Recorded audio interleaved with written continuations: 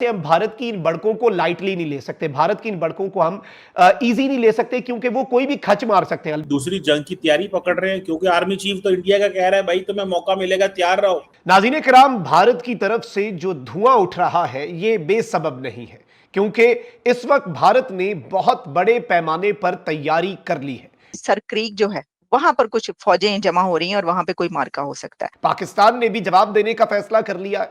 पाकिस्तान की navy high alert पे है और जो महाज इस मर्तबा गर्म होने जा रहा है वो महाज है सर क्रीक का।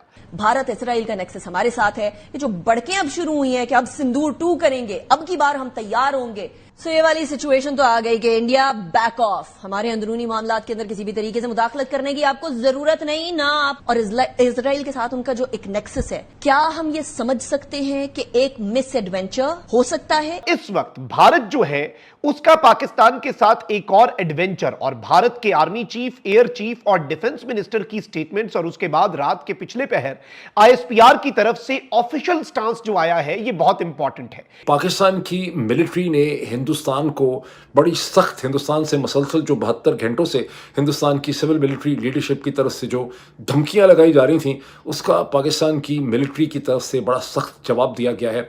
लेकिन असल मामला है क्या, हो क्या रहा है? पाकिस्तान का दुश्मन जो है वो इस वक्त कोई तैयारी कर रहा है और पाकिस्तान उस तैयारी को लाइटली नहीं ले रहा। हेलो दोस्तों, नमस्कार। रायनो जम्पी में आप सभी का स्वागत है।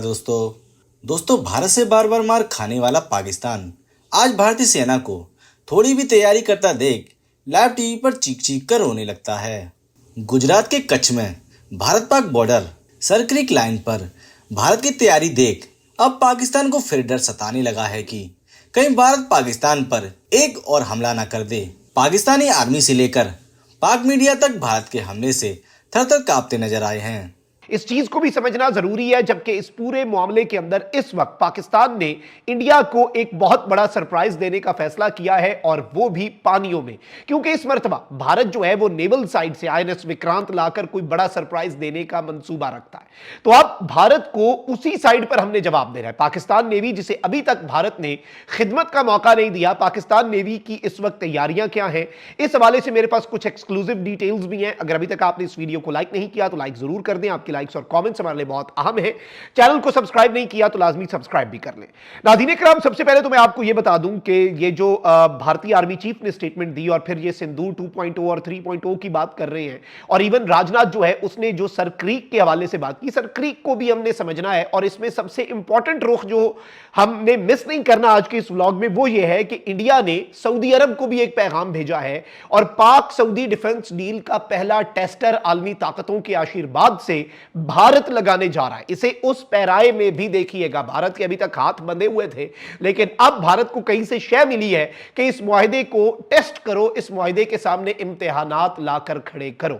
अब नाज़रीन किराम, मैं आपको यह बताऊं कि आईएसपीआर ने अब ऑफिशियली भी भारत के वजीर दिफा, आर्मी चीफ और एयर चीफ के बयानात पर रद्दमल देते हुए कहा कि पड़ोसी मुल्क की सिक्योरिटी एस्टैब्लिशमेंट जारियत के लिए मनगढ़ंत बहाने तलाश करने की कोशिशें कर रही है। और राजनाथ सिंह जो है नाज़रीन किराम, उसकी स्टेटमेंट ज्यादा अलार्मिंग थी। उसने विजयदशमी के मौके पर रियासत गुजरात में एक फौजी अड्डे पर तकरीब में शिरकत की, और इस दौरान उसने कहा कि पाकिस्तान सर क्रीक के करीबी इलाकों में फौजी इंफ्रास्ट्रक्चर तामीर कर रहा है। इस सब के ऊपर उसने कहा कि भाई कराची का रास्ता सर क्रीक से होकर जाता है, पाकिस्तान को यह याद रखना होगा। पाकिस्तानी फौज ने अपने पैगाम में यह कहा कि हमें इंडियन सिक्योरिटी इदारों की आला क़यादत के गैर हकीकी, इश्ताल अंगेज और जंगी जुनून पर मबनी बयानात पर गहरी तशवीश है। ऐसे बयानात जनूबी एशिया में अमन व इस्तेहकाम के लिए संगीन नताइज का बाइस बनेंगे। और यह भी कहा गया कि इंडियन जारियत ने दोनों एटमी ताकतों को जंगी तसादुम के दहाने पर ला खड़ा किया। शायद इंडिया अपने तबाहशुदा लड़ाका तैयारों के मलबे को भूल चुका है, और इस मरतबा अगर किसी एक मुल्क के मिटने की बात हुई ना और पाकिस्तान को नक्शे से मिटाने की बात की, तो फिर एक मुल्क नहीं, फिर सब मिटेंगे और फिर कोई नहीं बचेगा। अब नाज़रीन किराम, ये जो डेवलपमेंट है ये बड़ी इंपॉर्टेंट है, और इस सारी की सारी सूरत हाल में सर क्रीक जो है उसे हम पहले सादा लफ्जों में समझ लेते हैं, फिर जो पाकिस्तान आज अरेबियन सी के अंदर बड़ा सरप्राइज देने जा रहा है। पाकिस्तान नेवी को मौका मिला है, और पाकिस्तान नेवी की तैयारियां क्या है और पाकिस्तान के आला तरीन सिक्योरिटी जराए क्या कह रहे हैं, उसे हम वीडियो के आखिरी हिस्से में डिस्कस कर लेंगे। सबसे पहले तो इंडिया और पाकिस्तान के दरमियान कई दिहाइयों से बाज़ सरहदी इलाकों में आपको मालूम है कि तनाज़ात मौजूद है। इनमें सबसे ज्यादा ज़ेर बहस इलाके कश्मीर और लद्दाख हैं, मगर एक तरफ खित्ता जिसकी तकसीम कई दिहाइयों से मौजूद बहस रही है वो सर क्रीक का सेक्टर है। यह पाकिस्तान के सूबा सिंध और इंडिया की रियासत गुजरात के दरमियान वाक़ 96 किलोमीटर तवील दलदली जमीन है जिस पर दोनों मुल्कों के अपने अपने क्लेम्स हैं। क्रीक का मतलब बेसिकली नाज़रीन इकराम इंग्लिश का यह लफ्ज है समुद्र में मौजूद एक तंग खलीज होता है। सर क्रीक इंडिया और पाकिस्तान के दरमियान एक तंग और दलदली खलीज है जो बहिरा अरब से जुड़ी हुई है, यानी अरेबियन सी से। इसका असल नाम बामगंगा था जिसे बादशाह बरतानवी दौर में सर क्रीक का नाम दिया गया। यह इलाका तब से ही तनाज़ात में घिरा हुआ है। सादा अल्फाज में यह तनाज़ा यह है कि दोनों मुल्क इस समुद्री सरहद को मुख्तलिफ अंदाज से देखते हैं। इंडिया कहता है कि सरहद की लकीर खलीज के वस्त से खींची जाए, जबकि पाकिस्तान यह कहता है कि सरहद इसके साहिल से खींची जाए क्योंकि बरतानवी हुकूमत ने 1914 में इसे गैर बहरी इलाका करार दिया था। और इस बेस पर बेसिकली पाकिस्तान का क्लेम है कि लास्ट जो डॉक्यूमेंटेड चीज है उसके मुताबिक ये उधर से पूरी क्रीक हमारी है, इंडिया कहता दरमियान में से खींचो।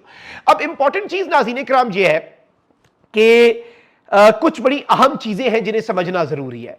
और ये इंपॉर्टेंट क्यों है, ये इलाका अहम क्यों है नाज़रीन इकराम, इसे भी मैं आपको बताता हूं।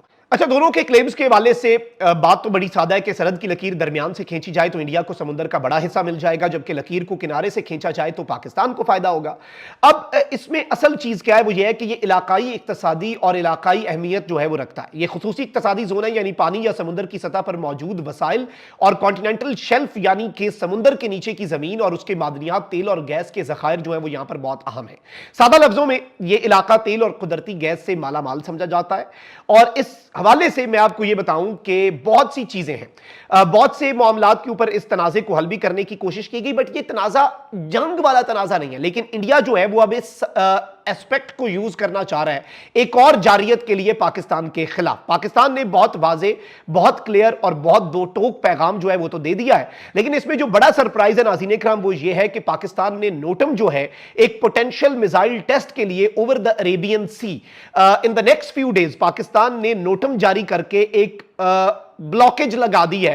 पाकिस्तान ने एरिया जो है वो डेजिग्नेट कर दिया है कि भाई अगले कुछ दिनों में यहां पर कोई ना कोई हमने मिसाइल का तजुर्बा करना है। अब इससे दो काम हुए, एक तो भारत अब सर पकड़ के बैठ गया है कि पिछले ही दिनों इन्होंने फतह 4 मिसाइल का तजुर्बा किया, ये ग्राउंड हगिंग है मिसाइल है, यानी ये बिल्कुल नीचे से होके गुजरता है और ये हमारे सिस्टम में ही नहीं आना। अब नाज़रीन इकराम पाकिस्तान जो है उसने जो मिसाइल की साख्त है उसे डिस्क्लोज नहीं किया, यानी वो अभी तक अनडिस्क्लोज्ड है। और इस हवाले से स्पेकुलेशंस ये हैं कि पाकिस्तान या तो एक बहुत ही स्ट्रेटेजिक या फिर एक क्रूज मिसाइल जो है उसका तजुर्बा अरेबियन सी के अंदर करने जा रहा है। और पाकिस्तान ने अगले चंद दिनों के लिए नोटम जारी कर दिया। भारत जो है वो यहां पर अपनी मिलिट्री डिप्लॉयमेंट नहीं कर सकेगा और इस एरिया में आते हुए जरा भारत 10 दफा सोचेगा। उसकी वजह क्या है? उसकी वजह यह है कि भाई पाकिस्तान ने अगर कुछ मारमूर दिया, पाकिस्तान तो कहेगा हमने तो पहले खबरदार किया था, यहां पर तजुर्बा होने तो सीधे अम्बलैंड आई सी। अब इस सारी सूरत हाल में इंडिया जो है वो कुछ बड़े लेवल पे तैयारियां कर रहा है। इसमें there is no other opinion, ये एक ओपन फैक्ट है, ये एक ओपन सीक्रेट है और इसमें कोई इफ्स एंड बट्स नहीं है कि इस वक्त, क्योंकि कल जो हमारी बात हुई पाकिस्तान के हाई प्लेस मिलिट्री सोर्सेज से रावलपिंडी में और पाकिस्तान के टॉप जर्नलिस्ट उसमें मौजूद थे और ये बड़ी इंपॉर्टेंट और टाइमली मीटिंग थी क्योंकि इंडिया से बढ़के मारी जा रही थी। तो उस मीटिंग के अंदर भी जो हमें तासुर मिला वो ओवरऑल यही था नाज़रीन इकराम कि भारत जो है वो कोई एडवेंचर भी करेगा और भारत इर्रेशनल है और इर्रेशनैलिटी की वजह से हम भारत की इन बड़कों को लाइटली नहीं ले सकते, भारत की इन बड़कों को हम इजी नहीं ले सकते क्योंकि वो कोई भी खच मार सकते हैं। अलबत्ता तैयार हम हैं और ये बात भी ऑन द रिकॉर्ड बताएगी कि इस दफा हम पीछे से भी घुसेंगे और उस साइड से हम मारेंगे जहां से भारत की इमेजिनेशन नहीं है। अब सबसे इंपॉर्टेंट फैक्टर जो है उस पर आ जाते हैं नाज़रीन इकराम। एक तरफ तो ये आग भड़क उठी है सर क्रीक के तनाजे पर, पाकिस्तान ने भी नोटम जारी कर दिया, लेकिन इंडिया जो है वो सऊदी अरब को भी पैगाम दे रहा है और बड़ी फौजी नकलो हमल जो है और बड़े पैमाने पर फौजी डिप्लॉयमेंट जो है ये सऊदिया को भी एक मैसेज है। और मैंने पहले ही आपको बता दिया था सऊदी पाकिस्तान मुआहदे के बाद कि भारत जो है वो इसराइल भी आपको पता है भारत के साथ पिछली जंग मिलकर लड़ा, तो भारत को इस वक्त कहीं ना कहीं से कहा गया है कि इस मुआहदे को टेस्टर लगाओ ताकि ये मुआहदा टेस्ट हो और इस मुआहदे के आगे एक बहुत बड़ा इम्तिहान आकर खड़ा हो जाए। और अब इस सारी सूरत हाल के अंदर सऊदिया का किरदार, चाइना का और तुर्की का भी बड़ा अहम हो जाएगा और भारत को भी कहीं ना कहीं से शय मिली है, तो ये उस कॉन्टेक्स्ट में भी हमने इस सिनेरियो को एनालाइज करना है।